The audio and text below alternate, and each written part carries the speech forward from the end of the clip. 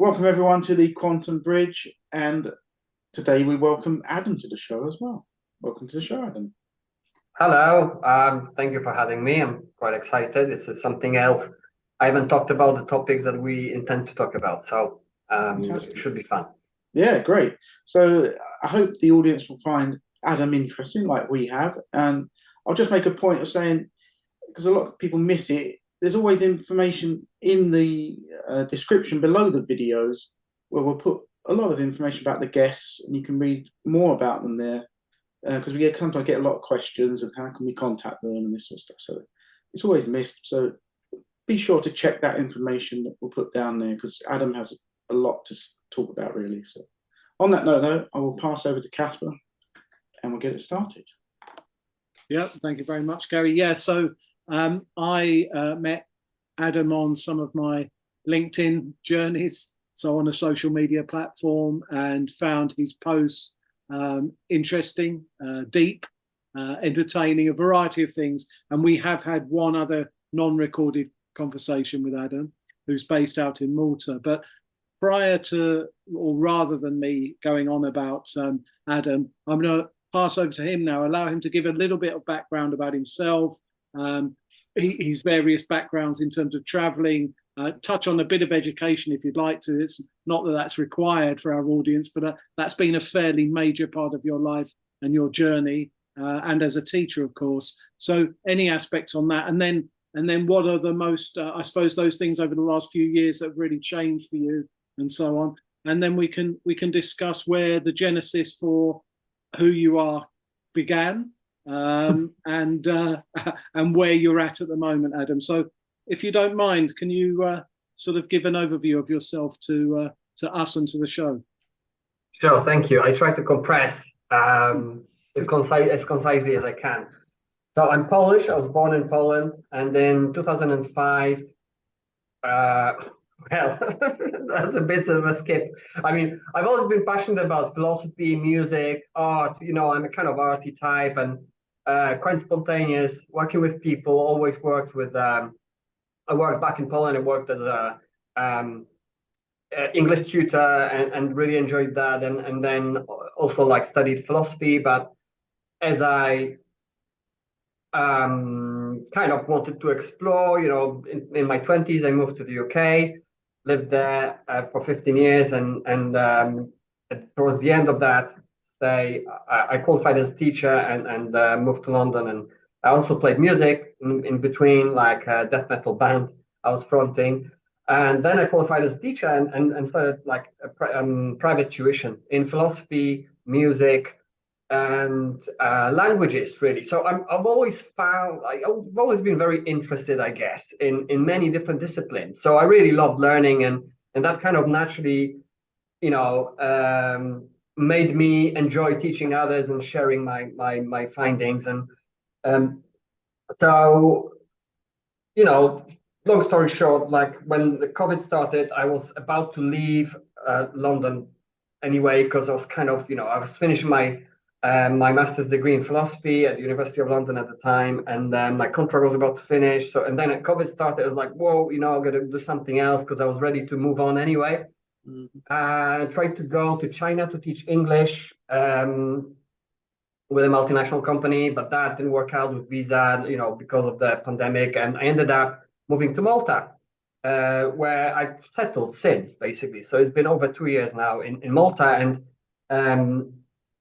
in the meanwhile, I've founded my own kind of little online training school for professionals. I teach like English for business, but with elements of communication, and kind of try to expand it with elements of 21st century skills for not only professionals, but just for us to be able to think, navigate, and kind of have a broader perspective on life and the world, So, and in the meanwhile, because of the business, I moved to, obviously, I revisited my LinkedIn and realized I've actually had quite a lot of contacts and started to connect with other people. And it's been very exciting, really, because I've met several individuals, fascinating people, and a couple of these events of conversations like this, and I find it very fascinating that we are at this critical stage, perhaps in history and in the way in which we identify as human beings and in our culture and history, and because of the crisis, because of the kind of looming threats and insecurities and uncertainties around us, we end up really seeking some sort of connection and understanding and different perspectives which can better inform our our ways and philosophies and ethics. And because I spent like my 20 years basically like really studying a lot, but in isolation, suddenly now I'm sharing this stuff, and many people like you get back to me like, wow, this was great. And I just feel like I've always had this kind of image of myself somewhere at the university as a professor, like lecturing. But then the more I was kind of getting into the academia and the educational, like I have been like worked and trained at some quite prestigious organizations, but then there was always something like,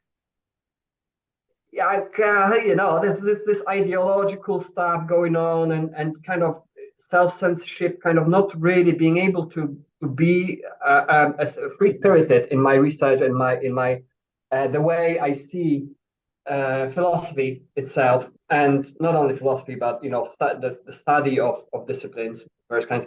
So now it's kind of quite exciting to just connect with people, and people are interested to hear and share, and so it's that's kind of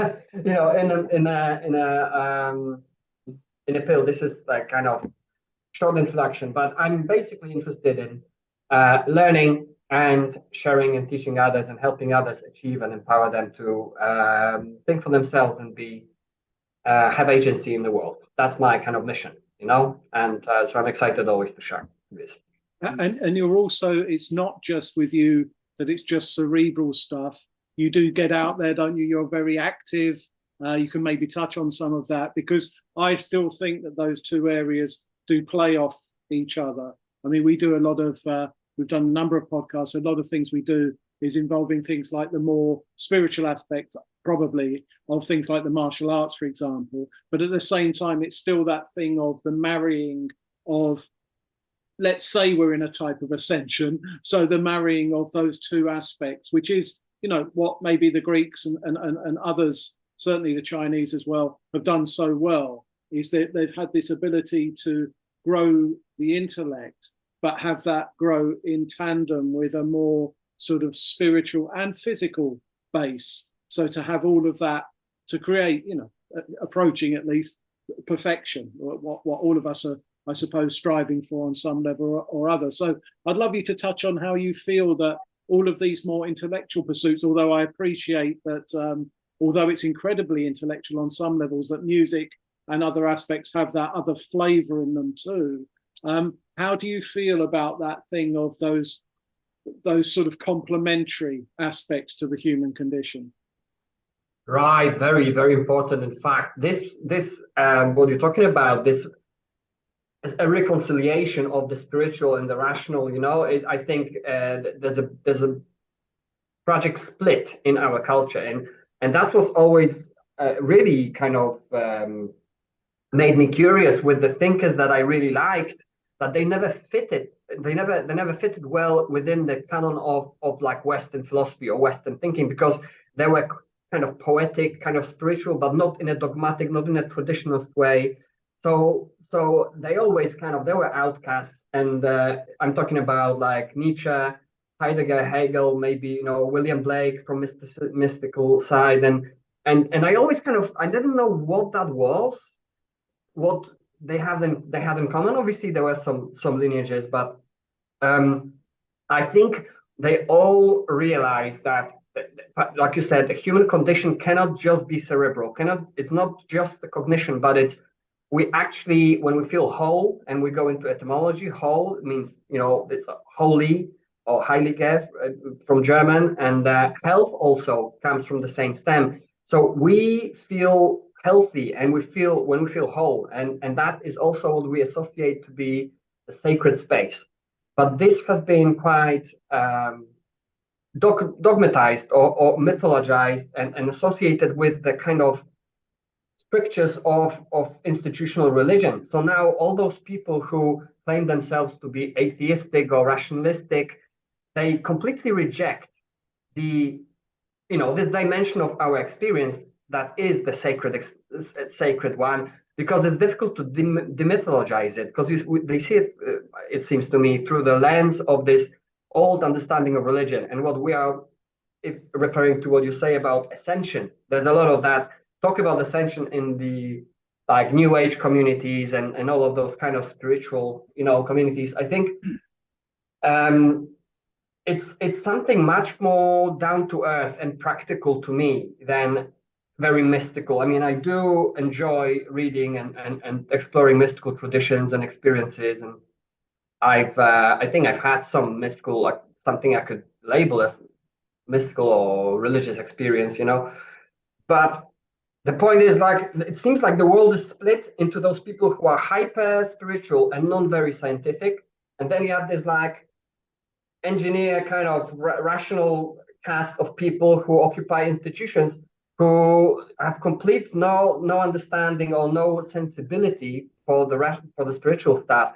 And if we look back in history, and we look into the last golden age, the Renaissance, is where really these two have to be in tandem. Like religion and science have to come as one on one team to actually for the culture to thrive. And that's what that is what happened in the Renaissance, where we had all the kind of the remaining works from the Library of Alexandria,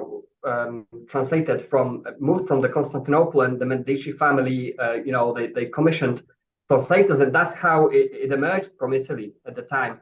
And I believe, I mean, it's clear to me that we are at a parallel type of now, because we have all those same writings now translated into all languages, and we can access these works. But obviously, at the same time, we have this culture of distraction and people not having time to even think and reflect, and our faculties of reflecting and critical thought, and not only critical but actually be in touch with oneself, are being undermined as we are submerged in this kind of culture of distraction and extraction of our attention. So to drive it home, yes, I think there's a big crisis in meaning, and we can see that in mental health pandemic, and the death of God. We've replaced the religion with the machine, but now we have everything is technological, but people don't know what it all means. They just know what they can do with it. But I think the work of Iain McGilchrist recently has been a big game changer for me, where he kind of backs up those kinds of conversations with neuroscience and cognitive science, how the kind of the science of the brain relates to those developments in culture and in individuals as well. So I think we are at the beginning of something very significant, of world historic proportions, and like yourselves and myself, we find ourselves at this very early stage of a big shift for humanity. Yeah, I agree with that. I don't like to try to. It's quite easy to suddenly say left hemisphere, right hemisphere. That sometimes there's a sort of pendulum shift between the two, but that in itself always then comes back to intellect. It misses out on heart. Let's say that heart equates to the spiritual. So that suddenly this thing of, oh yes, you're more left-brained or you're more right-brained. To me, these are again just labels, really. Labels within consciousness itself or awareness itself. All these words have become sort of somewhat polluted, not least recently, in my opinion, at least. And then there's all this thing about, is consciousness itself the thing that your brain and your body and the physical exists in, or are you projecting out a consciousness? And if so, how does that all interplay? So all I'm really trying to get at is I find this whole area of sort of expanded awareness fascinating, because one, it seems to oscillate, And secondly, there is, of course, in a reductive world that we seem to be in at the moment, still to some degree, the keys there that those sorts of minds will look at is, well, you know, if we slice this up more, we'll ultimately find out what is at the core of all this. Whereas the more esoteric way of looking at that is when you get to the absolute core, there's nothingness and everythingness, you know, or whatever those phrases might be. So where do you feel yourself to be, Adam, at the moment in that sort of interplay? Do you feel that you are erring more to the scientific, but with a doffing of the cap in the direction of the more esoteric and more maybe soulful, or whatever that word might be? Or without me putting words in your mouth, actually, where do you find yourself currently in that sort of paradigm? Yes, well, first of all, I refer to, because what occurred to me as you were speaking about critiquing McGilchrist, you know, left hemisphere, right hemisphere thing as reductionistic in itself.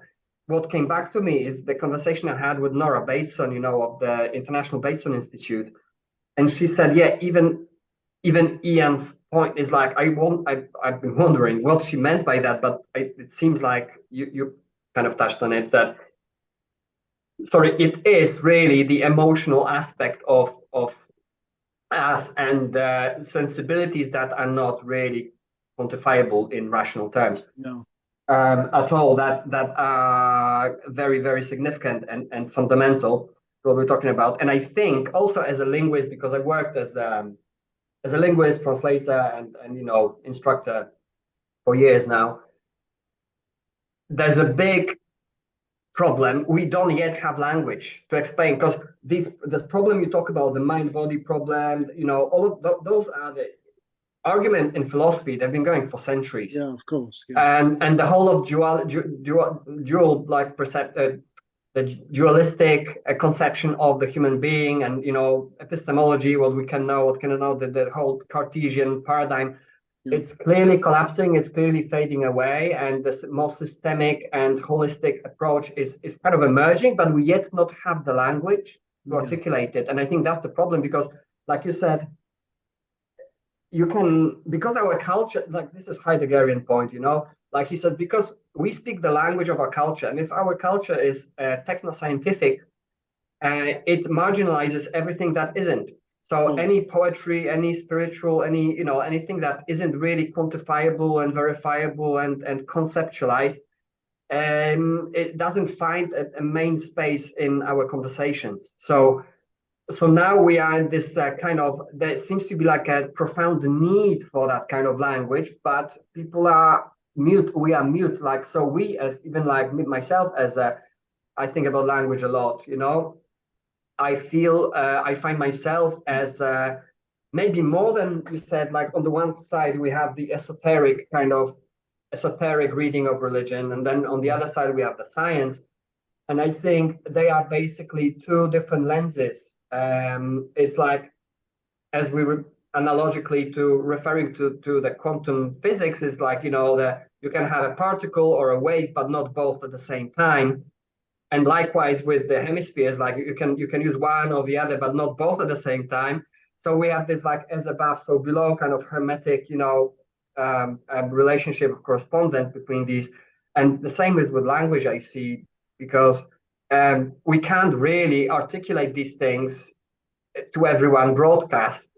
Yeah. It has to be kind of a trade-offy scenario. And so I think that my job mostly is to seek to help to develop a language that could be perhaps maybe not a unified, but perhaps consistent across these two dimensions of experience, because we need both, don't we? But they seem to be contradictory.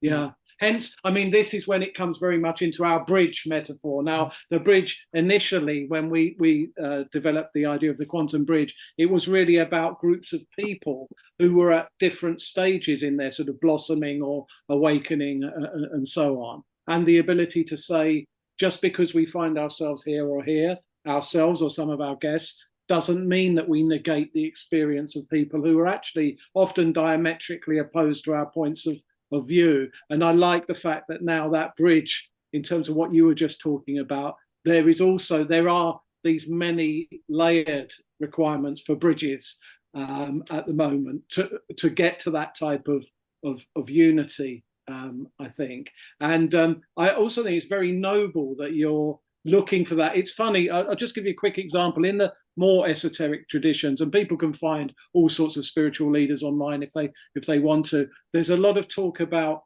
you can only sort of point towards these things, these other notions, the felt experience, the stuff that doesn't come through your five senses and whatever. Doesn't mean that they're not real. It just means, as you're saying, that in a language where really it's about a certain type of technocracy at the moment, not least that baked into the linguistics now are all of those ways of very easily deriding those who are seeking to talk about something that can't necessarily be seen or heard, but is very much a felt experience. I think that there's a real melting pot there.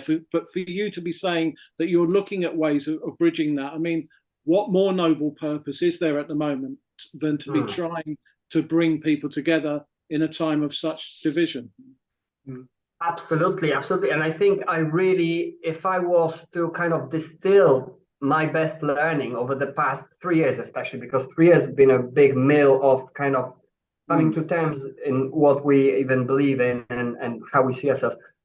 I seek thinkers and, seekers who have the rigor of decent scientific kind of critical method of inquiring after things, and yet they also have the sensibility for those non-quantifiable dimensions of experience at the same time, and they don't kind of, and I try to do the same thing, not to sound kind of woo too much, like not to sound kind of forget about the necessity to verify for evidence and where it applies. But we must remember that what science, our science, the one we inherited after Newton and the Cartesian paradigm and the industrialist kind of epoch, it can account for 4 or 5% of reality. The rest is dark matter, right? So the rest is dark matter, like it's being relegated, even though it's still accounted for as something, as dark matter. But basically, so we are looking at a thin strip of reality, as Heisenberg said, and only this is what we see, what we hear about, what we can argue in a scientific way. It's really, just this thin sliver of reality, and the rest of reality is infinite.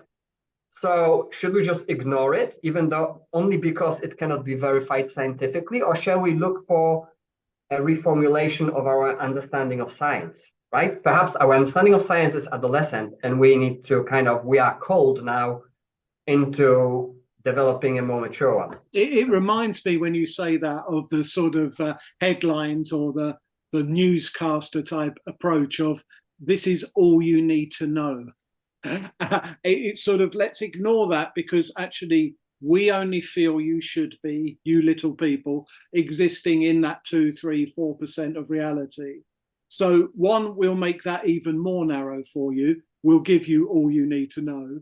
And beyond that is forget about that other bit entirely. In fact, it's somewhat dangerous even to countenance that there's a whole load of things, because of course, a whole load of those aspects might completely go against the paradigm that seems to have been, up until recently, clutched so tightly. And of course, those clutches seem to have been getting more tight in the last few years. But what I think most of us are seeing is that the sort of thing of trying to grip water, that the harder you grip at something that's sort of intangible, it ultimately will escape. And then it comes back to the whole metaphors of things like the pendulum swinging back and whatever. But I would hope, and I get the feeling that you feel some way like this as well, Adam, that we are in a time where we will see a shift back towards those more felt experiences, and that ultimately we will have a chance to hopefully reconcile those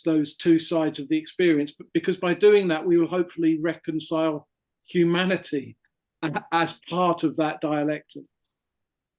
Right. Very fascinating what you say, because I think exactly this is, I think there's no escape. I mean, it's already happening. Because also, see, the same technologies which condition our behavior and herd us into certain, protocols that may be against our own good.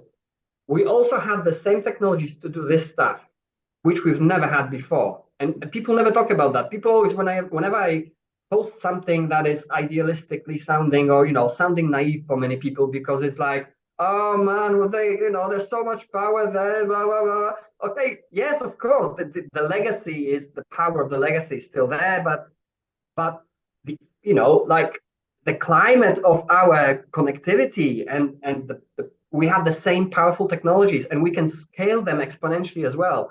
And people really underestimate, and I think it's also down to people's lack of understanding of behavioral science, that you don't need that much to really pierce through the illusion. All you need is a needle that pierces that balloon.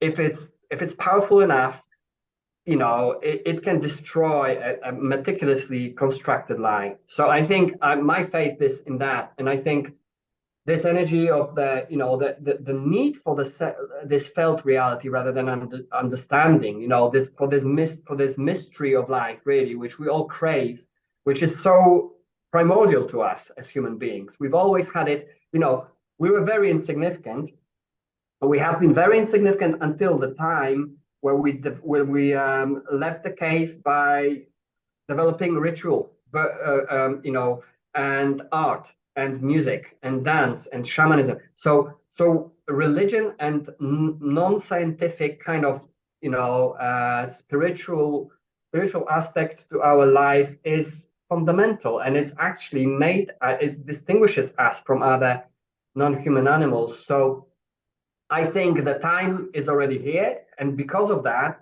like you say, the powers that should not be desperately cling to their slipping power, and they still have the resources, obviously, but what can they do? Like, everything is against them, really. So the only thing they can do is to inflict as much disturbance and chaos into, and inject as much confusion and harm, and to kind of thwart it. But the climate is already here, so we can either adjust to it, and I think it will also be a condition of our survival in the future, because we'll have less and less energy, standard of living will go down, and human connectiveness and actually the energy of the human heart to heart kind of trust and loyalty and all of those humane qualities will be the currency. Once the monetary currency collapses,